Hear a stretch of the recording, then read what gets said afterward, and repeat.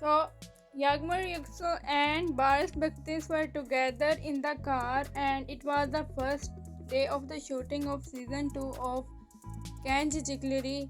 Both were together supported in a car, and not only that, they also danced together. As it is the first day of shooting, they got really excited and they shared great moments on social media. Both are very hopeful about the season 2. Season 1 was also a big success, but now they are very happy and they shared a new video in which they were dancing together in the car.